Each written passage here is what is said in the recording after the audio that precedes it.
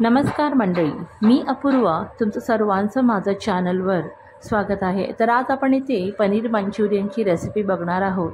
त्यासाठी मी इथे 150 ग्राम पनीर घेतलेलं आहे। 2.5 चमचे मी तांदळाचं पीठ घेतलेलं आहे, तुम्ही मैदाही घेऊ शकता। 1 चमचा मी कॉर्नफ्लोअर घेतलेला आहे। कांदे, शिमला मिर्च असे चौकोनी आकारामध्ये कापून घेतलेले आहे। लसूण आणि अद्रक चिरून घेतलेले आहे। इथे मी कांद्याची पात आणि सफेद तीळ घेतलेले आहे। तर पहिलं प्रथम आपल्याला बॅटर बनवून घ्यायचं आहे, कारण आपल्याला पनीर जे आहे ते चांगलं फ्राय करून घ्यायचं आहे। तर ह्याच्यामध्ये मी तांदळाचं पीठ आणि कॉर्नफ्लोअरचं एकत्र मिक्स केलं एका बाउलमध्ये।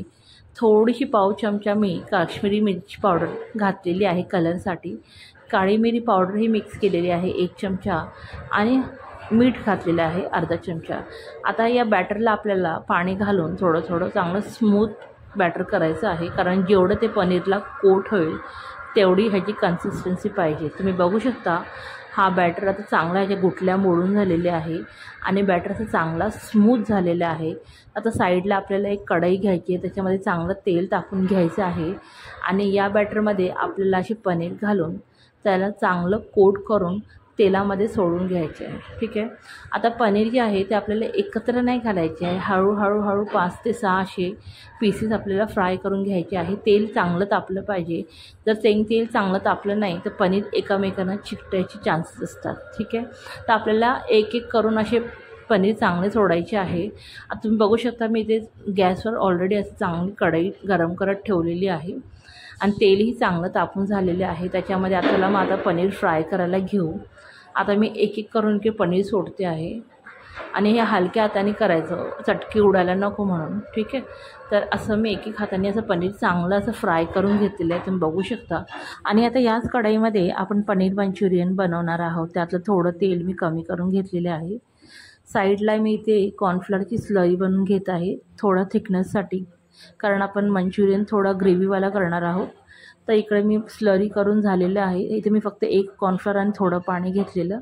आता त्याच कढईमध्ये मी तेल घालून चांगलं गरम करून घेतलं होतं। गॅस थोडा फास्ट आहे, त्यामध्ये मी अद्रक लसूण अशी घातलेली आहे। त्याला चांगलं 1 ते 2 मिनटावर परतून घ्या। ठीक आहे, असं चांगलं असं एकदम असं ब्राऊन होईपर्यंत चांगलं परतून घ्या तेलात। हे झालं तर त्यामध्ये एक सफेद तीळ जे आहे ते घालून घ्या। ठीक आहे, सफेद तीळ जे आहे हे पण चवीला खूप छान लागतं पनीर मंचुरियनच्या, त्याचं चांगले असे तडतडले पाहिजे। ठीक आहे, हे झाल्यावर आपल्याला कांदे आणि शिमला मिरची आहे ती यात घालून घ्यायची आहे आणि ते पण आपल्याला 1 ते 2 ते 3 मिनटावर चांगलं ब्राऊन होईपर्यंत त्याला फ्राय करून घ्या। ठीक, पण ह्याची काळजी घ्या की शिमला मिरची आणि कांदा थोडा क्रंची राहायला पाहिजे। ठीक आहे, आता ह्याच्यामध्ये आपण सॉस घालून घेऊ। तर पहिल्या प्रथम मी इथे सोया सॉस घालते आहे, त्यानंतर मी रेड चिली सॉस घातलेला आहे। थोडा टोमॅटो केचप मी 1च चमचा वापरलेला आहे, तुम्ही पाहिजे तर साखरही ॲड करू शकता गोडपणासाठी।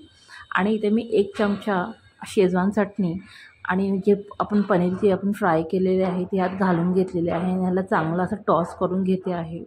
ठीक आहे, आता यात मी 2 ते 3 चमचे असे विनेगर घालून घेतलेले आहे आणि ह्याला चांगल्यापैकी एकत्र करून ह्याला 2 ते 3 मिनटं हाय फ्लेमवर असं शिजून घेतलेलं आहे। आता ह्याच्यावर मी कांद्याची चिरलेली पात जी आहे ती मिक्स केलेली आहे। ह्याला चांगल्यापैकी 1 मिनटं हाय फ्लेमवर असं मिक्स करून घ्या आणि गॅस ऑफ करून तुम्ही ही पनीर मंचुरियन सर्व करून घ्या आणि एन्जॉय करा। मी ही ट्राय केली, खरं सांगू तर हॉटेलपेक्षाही खूपच चांगली झालेली, कारण ही माझी खूप फेवरेट रेसिपी आहे। मी बहुतेक वेळा जेव्हा पण रेस्टॉरंटमध्ये जाते तर हेच ऑर्डर करते, पण विचार केला एकदा घरीही करू। मी ही ऑलरेडी 3दा बनवून झालेली आहे पहिलं, पण आता ही माझी 4थी वेळ आहे आणि म्हणून ही रेसिपी मी तुमच्यावर शेअर केलेली आहे। तुम्ही नक्की ही रेसिपी करून बघा आणि जर तुम्हाला माझी ही रेसिपी आवडली असेल तर सबस्क्राईब करायला माझ्या चॅनलला विसरू नका। अपूर्वा लाईफस्टाईल अँड रेसिपी अशीच नवीन रेसिपी मी तुमच्यापर्यंत घेऊन येईन। धन्यवाद।